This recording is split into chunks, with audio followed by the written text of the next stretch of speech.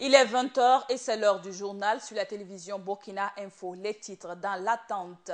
Dans quelques heures, les fidèles chrétiens seront dans la joie de la résurrection, mais au préalable, des emplettes ont été faites, dont l'achat de gallinacés dans la ville. L'ambiance dans ce journal. La communauté musulmane a fait parler son cœur en venant en aide aux victimes des troubles qu'a connu le Burkina en leur octroyant 5 millions de francs CFA. Pour mieux comprendre le fonctionnement de Sylvie, la nouvelle plateforme d'importation et d'exportation, les commerçants du Burkina ont eu une rencontre avec le directeur général de la Cotecna. Bonsoir et bienvenue. À quelques heures de la résurrection du Christ, les fidèles ne font pas la queue pour acheter des gallinacés. La raison, la vie chère. L'Iradon Philippe Ada a fait un tour du côté des vendeurs et je vous invite à suivre son reportage. Des gallinacés couchés à même le sol, d'autres perchés sur des guidons d'engins attendant la résurrection du Christ pour passer à la casserole. La circulation est fluide, pas de monstre embouteillage sur les voies. Nous prenons le pouls de l'ambiance dans la ville de Ouagadougou à la veille de la fête de Pâques. Bon, je pense que la fête se passe très bien, étant donné qu'il a la santé. Bon, on remercie Dieu pour cela. On compte la fêter en famille, rester en famille, bon, aller peut-être voir des amis, bon, peut-être le soir. Ça dépasse pas ça, quoi. Bon, j'aimerais souhaiter une très bonne fête de la résurrection du Christ à tous les chrétiens en particulier et à tous les Burkinabés en général. Le constat, c'est la morosité des affaires engendrée par la cherté de la vie. Ici, on discute les prix des poulets et quand il n'y a pas d'entente, on rebrousse chemin.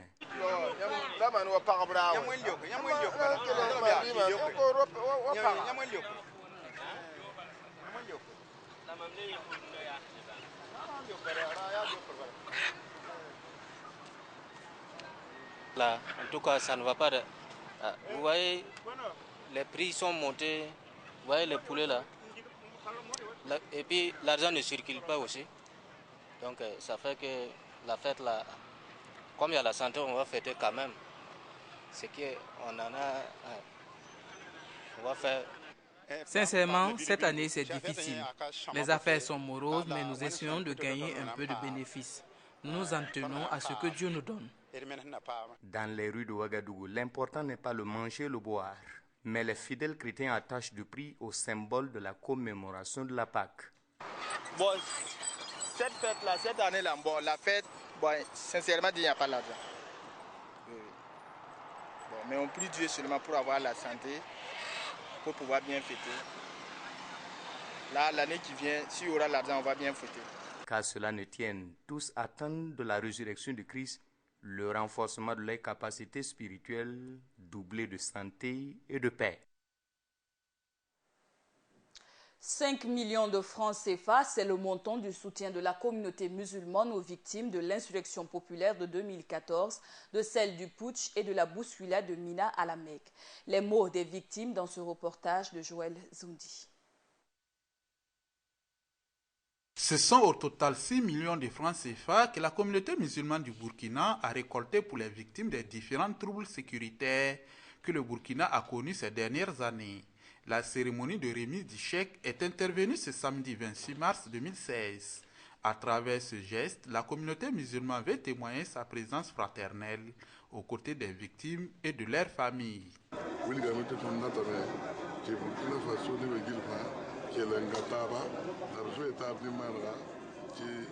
Nous voulons que tous les Burkinabés restent solidaires et s'entraident en cas de problème. Que ce soit des événements heureux ou malheureux, c'est ce qui peut faire avancer le pays. La paix, l'entente, la tolérance et le pardon. Pour récolter ces fonds, nous avons demandé à la communauté d'y mettre du sien. Donc nous avons pris un peu partout, 500 francs, 300 francs par-ci, 5 000 francs par-là, 10 000 francs.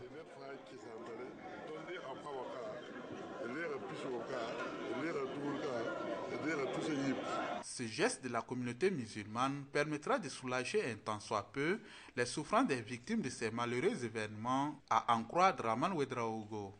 Bon, c'est vrai que nous sommes déjà émus de voir qu'il y a des gens qui non seulement ont ces démarches-là, et c'est une très bonne chose, et parce que en fait, ça vient un peu donner un peu de baume, mettre du baume dans nos cœurs, et nous souhaitons que ce soit valable pour d'autres structures qui sachent non seulement continuer de panser les plaies parce que c'est difficile de guérir d'un seul coup. 4 chèques au total ont été remis au groupe des victimes. Un chèque de 1 million est revenu aux veufs de l'insurrection et du putsch manqué. 2 chèques de 1 500 000 francs CFA ont été remis respectivement aux orphelins et aux blessés des mêmes tristes événements. Quant aux familles des victimes des bousculades du Hatch 2015, elles ont reçu un chèque de 2 millions de nos francs. L'islam, voici une religion pacifique dont l'image est écornée par les agissements des fous de Dieu que sont les terroristes à travers les différentes attaques dont a été victime la population de l'Afrique de l'Ouest. Pour prendre l'opinion à témoin sur la non-violence prônée par leur religion, les musulmans réunis au sein du CERFI ont tenu une conférence publique en présence du ministre de la Sécurité, Simon Compaoré. Joël Zondi. Islam, paix et développement, les citoyens musulmans face aux défis sécuritaires. Tel a été le thème de la conférence publique organisée par le Cercle d'études de recherche et de formation islamique, CERFI. Cette activité intervient après les attaques terroristes de Ouagadougou, de Grand Bassam et de Bamako. Notre religion, à travers des références coraniques, nous disent qu'il n'y a point de contrainte en matière de religion. Donc ça veut dire que nous, notre devoir, c'est d'appeler les gens, mais nous n'avons pas à contraindre quelqu'un à accepter le message de l'islam. Voilà, parce que ça même, c'est contraire aux aspirations de notre religion.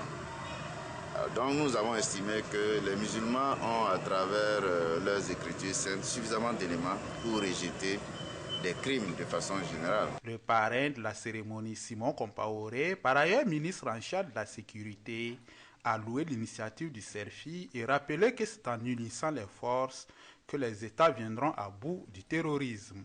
Saluer l'initiative de cette conférence dont le thème central est Islam, paix et développement, le citoyen musulman face aux défis sécuritaires. Le CERFI, en abordant une telle thématique, traduit non seulement la préoccupation qui est la sienne autour de la question sécuritaire du pays, mais ouvre aussi le débat.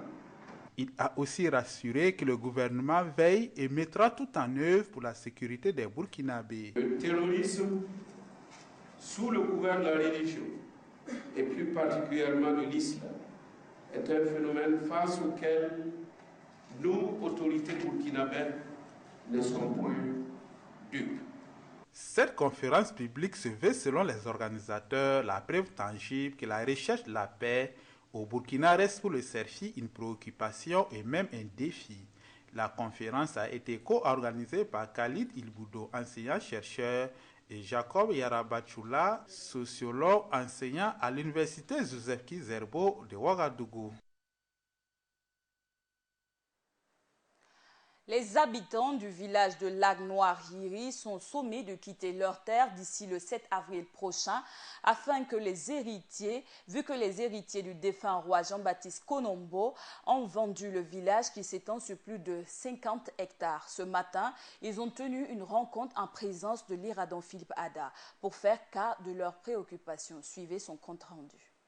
Mesdames et messieurs les journalistes, cette conférence de presse a eu des allures d'un coup d'histoire sur le village de Lanaïri, jadis dirigé par le défunt chef Jean-Baptiste Konombo, qui en a fait établir un titre foncier. Aujourd'hui, un litige oppose les héritiers de ce dernier aux habitants du village, priés de quitter les lieux d'ici le 7 avril prochain. Nos grands-parents se sont installés sur cette terre il y a de cela 100 ans. Et nous vivons ici en harmonie les uns avec les autres jusqu'en 2015, où la famille Konombo nous a convoqués pour nous informer que nous devions quitter le village sans aucune forme de procès et rien en contrepartie, en nous disant que c'est le verger de leur père. La quarantaine de ménages qui habitent le village appellent les autorités compétentes à se pencher sur sa situation. Alors, nous nous adressons à l'ensemble du peuple burkinabé, au ministère de l'Habitat, au ministère de l'Urbanisme, et à tous ceux-là qui s'occupent des questions foncières, au Premier ministre, le gouvernement, tous ceux qui peuvent mettre la main pour qu'il y ait dénouement de cette situation. Tous ceux qui peuvent nous aider dans notre cri de cœur. Voilà. Nous ne savons pas qui réellement doit se charger mais j'espère que notre cri de cœur ira loin et il y aura solution. C'est le cœur meurtri que les habitants cherchent le dénouement qui convient à cette situation, pensant que les héritiers se sont peut-être trompés. Nous, on se disait que s'il l'avait fait pour lui seul, de son vivant, il allait le dire, ou peut-être quand il était malade, il allait le dire. Mais nous ne l'avons pas ressenti. Alors en Afrique, il n'y a pas de testament comme cela. Voilà. Peut-être qu'il a fait un testament. Alors sinon, s'il n'a rien parlé, ça veut dire qu'il consent à ce que tout le monde reste ici. Pourquoi la famille maintenant veut nous déguerpir de ces lieux-là? Le village a une superficie de 54 hectares situé dans l'arrondissement 11 de Ouagadougou et la volonté des habitants est que chacun dispose d'un lopin de terre et demeure sur le sol de ses ancêtres. Pour éviter une mort lente à leur regroupement, les membres du syndicat national des entrepreneurs du bâtiment et des travaux publics se sont retrouvés en assemblée générale. Ils ont procédé à la désignation des nouveaux membres dirigeants. Ibrahim Songo. Créé depuis 2005, le syndicat national des entrepreneurs du bâtiment et des travaux publics est resté dans une inactivité continue pendant plus d'une décennie. Malgré un renouvellement de son bureau intervenu en 2009, aucune activité n'a été menée. C'est en vue donc de se doter d'un organigramme opérationnel et de répondre aux besoins du secteur des BTP que s'est tenue cette assemblée générale. Pour éviter cette léthargie que des membres, toujours conscients de l'importance de ce syndicat et de la nécessité à le maintenir dans le milieu syndical de notre pays et éviter une patrimonialisation du syndicat, ont décidé de pallier l'inaction en convoquant cette assemblée générale extraordinaire. Cette assemblée générale a de ce fait été l'occasion pour les entrepreneurs du bâtiment et des travaux publics de relire les textes régissant la structure. La rencontre a connu à son terme un renouvellement de l'organe dirigeant du dit syndicat. Première mission, donner une bonne image du secteur. Le secteur du bâtiment et travaux publics est un immense et potentiel secteur pour l'économie de notre pays, mais malheureusement connaît d'énormes difficultés au point qu'à certains moments, nous les acteurs portons une image déplorable auprès de nos partenaires. C'est ainsi que deux fois, nous devenons des entre-problèmes au lieu d'entrepreneurs. Prenant conscience de cette triste réalité et conscient de vos attentes, le présent bureau vous garantit qu'à terme de son mandat, il laissera les sillons d'espérance en termes d'épanouissement au sein de notre corps et une image attendue de nos partenaires en tant que les acteurs participants au développement de notre pays. Les futures actions de ce syndicat, à en croire le président, seront axées sur le renforcement des capacités de ses membres, puis ensuite la défense des intérêts matériels et moraux du groupe et du secteur. Autre sujet d'information dans ce journal, le système de liaison virtuelle pour les opérations d'importation et d'exportation Sylvie donne des sueurs froides aux commerçants qui, en majorité, ne maîtrisent pas l'outil informatique sur lequel est basé Sylvie. En attendant son appropriation, une délégation de l'Organisation nationale des commerçants du Burkina a rencontré ce matin le directeur général de la COTECNA dans le but de trouver une solution pour la sortie de leurs marchandises déjà en douane. Joël Sondi. C'est pour comprendre le système mis en place par les autorités dans le cadre de l'importation et l'exportation des marchandises au Burkina que l'Organisation nationale des commerçants du Burkina, ONACOMBE, a échangé avec le directeur général de COTECNA. Nous sommes venus voir le DG et il a dit qu'effectivement, quand il y a eu un changement, il y a un problème que lui-même, il est soucieux de ça, mais comme je l'ai dit, des mesures sont en train d'être entreprises pour résoudre ce problème. Et nous, à l'ONACOMBE, c'est toujours notre démarche vers là où il y a la situation pour que nous sommes les défenseurs de tous les commerçants. Nous sommes une structure qui est pour tous les commerçants. Donc, quand il y a une situation dans le commerce, nous approchons les premiers responsables pour trouver des solutions idoines. Le directeur général de COTECNA, qui s'est félicité de cette démarche, a expliqué à la délégation les réalités du moment. Non, mais il ne s'agit pas d'augmentation de frais de dédouanement. Je vous ai dit qu'il s'agit là de plus de rigueur dans l'application de la réglementation. C'est ce qui pose problème. Un importateur qui devrait donc procéder à un certain nombre de formalités qu'il n'a pas fait à l'occasion de l'importation de sa marchandise, bien entendu, va se retrouver obligé de le faire maintenant, ce qui va certainement engendrer beaucoup plus de coûts, en fait, de frais pour lui, parce que c'est des frais qu'il n'a pas en fait, supportés ou qu'il n'aurait pas déclaré en fait, effectivement si cette mesure n'avait pas été activée. Les deux parties se sont comprises et des dispositions sont en voie d'être prises. Nous croyons que dans les jours à venir, la situation serait décantée et la démarche continue.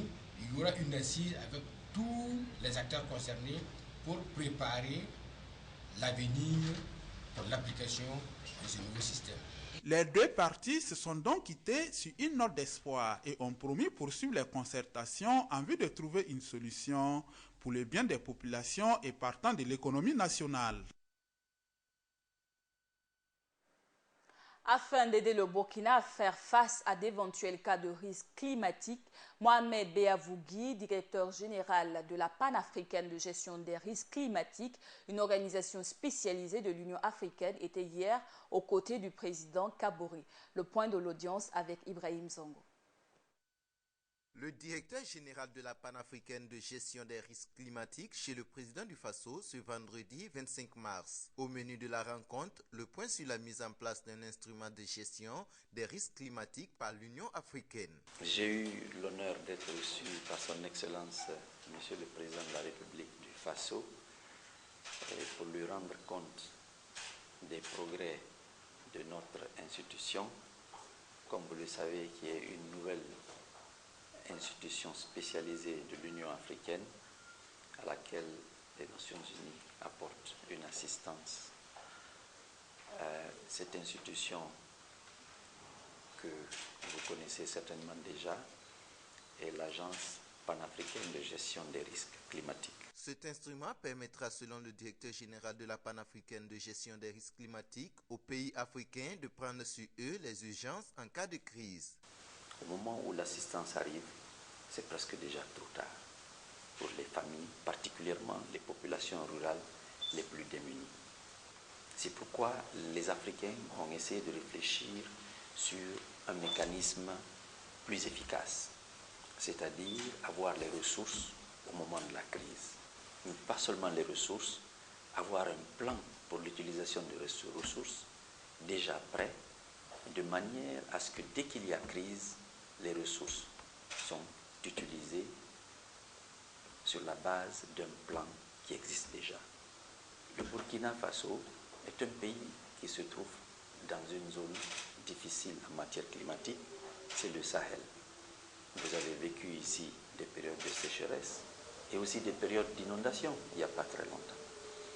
Donc il s'agit maintenant de s'organiser et faire en sorte que quand nous nous retrouvons devant de telles situations, il y a une réponse prête et efficace. Au niveau national, il s'agira de mettre en place un comité technique qui pilotera un logiciel permettant de projeter sur les risques climatologiques à venir.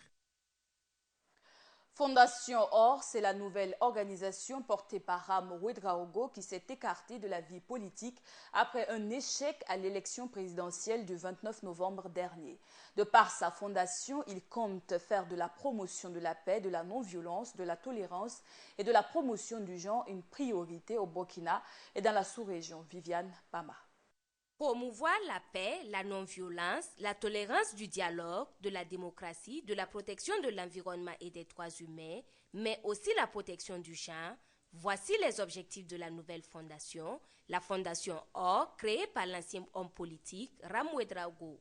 Nous prenons notre bâton de pèlerin pour apporter notre modeste concours au maintien de la paix, à la formation, à l'éducation, à la sensibilisation et à la formation des populations afin qu'elles sachent qu'elles-mêmes doivent être responsables de la paix, de la cohésion. Plus particulièrement pour notre pays, le Burkina a besoin de paix, de tolérance, de pardon et de réconciliation véritable après ce que nous avons connu. Et pour promouvoir cette paix, Ram Ouedraogo s'est compté sur le soutien indéfectible de l'autre moitié du ciel, la femme. Vous savez très bien que la femme est la mère de tout. C'est la femme qui donne la vie. C'est la femme qui s'occupe de la famille. Même quand il n'y a pas à manger à la maison, la femme va vendre des cacahuètes, tout ce qu'elle peut faire pour qu'il y ait à manger à la maison. Mais l'homme, à contrario, lui, S'il a trouvé quelques bières, quelques brochettes, il peut oublier même la famille. Donc, à mon avis, je pense que c'est la femme qui est bien placée pour parler de paix, pour parler de non-violence, en tant que chef de la famille, puisque à la maison, c'est elle qui s'occupe des enfants et qui s'occupe aussi du mari. Sensibilisation, éducation et formation sont entre autres les thèmes autour desquels se mèneront les activités de la Fondation OR. Lorsque vous constatez au sein donc de cet espace qui est notre siège, vous voyez, il y a des salles que nous allons offrir gracieusement aux associations qui n'ont pas de lieu pour se réunir. Pour qu'elles puissent se réunir, échanger. Et nous-mêmes, nous allons inviter des élèves, des étudiants ici et aller les rencontrer partout où c'est possible pour la sensibilisation, l'éducation, la formation et l'information. Parce que si vous ne formez pas les gens, si vous ne formez pas les jeunes à la base, on est reparti pour les mêmes problèmes demain. Alors donc, à mon avis, il faut aller vers les gens, leur expliquer le bien fondé de la paix, de la non-violence, et puis bon, essayer aussi dans le cadre de l'entraide sociale à apporter notre modeste concours à ceux qui n'en ont pas ou qui n'ont pas assez de moyens. Ramwe Drago, à travers sa fondation, compte bien sillonner le Burkina et le reste du monde pour promouvoir la paix et les idées des grandes figures de la paix et de la non-violence, à l'image de Mahatma Gandhi, Martin Luther King ou encore Nelson Mandela. Et les femmes qui auraient un risque accru de faire une fausse couche si elles ou leurs partenaires consomment plus de boissons caféinées par jour durant les semaines précédant la conception selon une étude menée aux États-Unis. L'étude LIFE restituée hier a porté sur 501 couples dans le Michigan et dans le Texas de 2005 à 2009. Ce matin, des étudiants en informatique de l'université Aube Nouvelle étaient dans les murs de la télévision Burkina Info.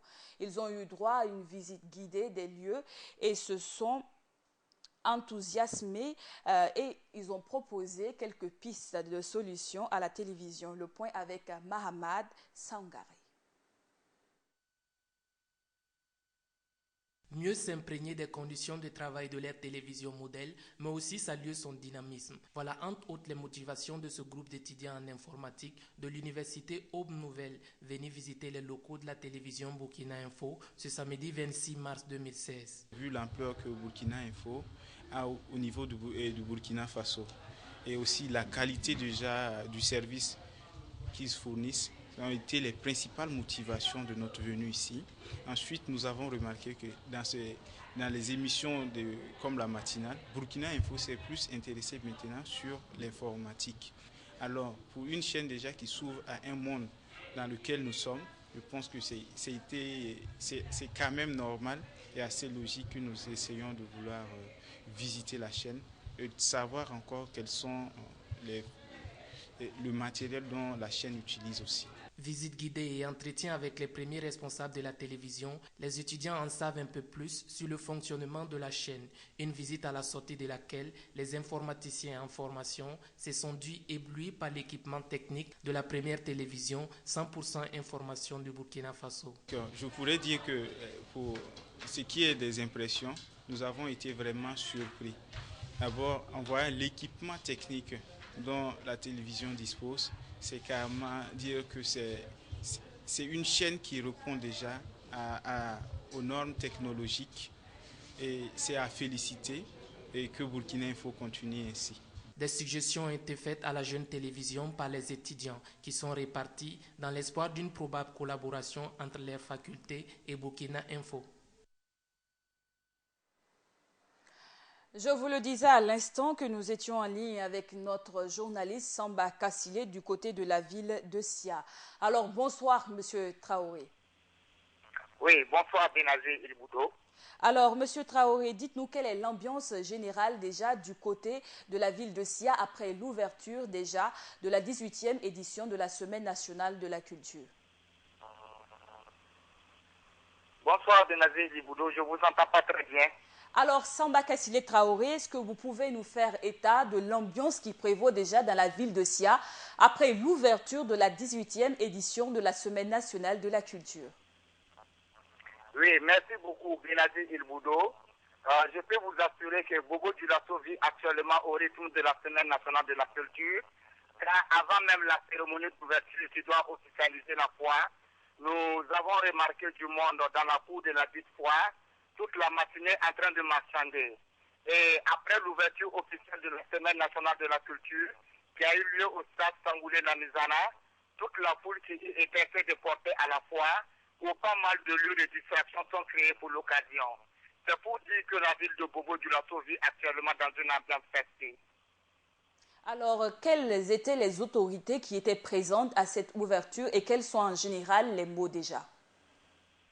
Ok, la cérémonie d'ouverture de cette 18e édition de la Semaine nationale de la culture a été présidée par le Premier ministre Paul Kabakeba, accompagné par pas mal de membres de son gouvernement, dont le ministre de la Culture, Taïrou Baré. Était également présent à cette cérémonie le chef de canton Bobo Mandarin, qui est le roi de la ville de Bobo-Dioulasso et qui parraine cette édition de la Semaine nationale de la culture.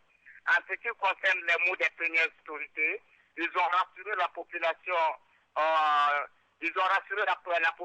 que des mesures sécuritaires sont prises pour leur protection et leur demandent de respecter ces mesures de protection. Alors, merci beaucoup à vous, Monsieur Kassile Traoré. Nous reviendrons à vous si vous avez de nouvelles informations concernant cette manifestation au niveau de la ville de Sia. Et ce soir, au stade du 4 août, en présence du chef de l'État, le 11 national a livré pour la première fois à domicile son premier match dans la compétition à la CAN Gabon 2017. Un match contre les Crânes de l'Ouganda. Le score final fait état de 1-0 en faveur des étalons.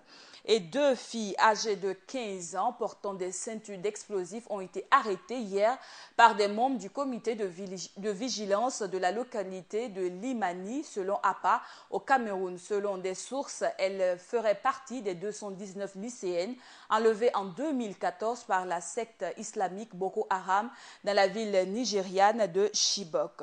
Et cela fait déjà 20 ans que dans la nuit du 26 au 27 mars 1996, 7 moines français du monastère de Tibérine dans le sud-ouest algérien étaient enlevés puis assassinés quelques semaines plus tard. Après une si longue période, les circonstances et les motifs de leur mort ne sont toujours pas connus, aux grandes dames des proches des victimes qui accusent Alger d'entraver leur quête de vérité. La Sierra Leone a entamé aujourd'hui la destruction de quelques 5000 armes, une opération menée pour améliorer la sécurité dans ce pays qui a connu une guerre civile meurtrière entre 1991 et 2002, qui a d'ailleurs fait 120 000 morts. L'opération a débuté dans 2 dépôts militaires de Freetown et doit s'étendre dans 4 autres villes du pays. Merci à vous d'avoir suivi ce journal de Burkina Info. Alors, fidèles téléspectateurs de la télévision Burkina Info, à quelques heures de la résurrection du Christ, l'équipe technique ainsi que tout le personnel de Burkina Info se joint à moi et vous souhaite une excellente fête de la résurrection du Christ.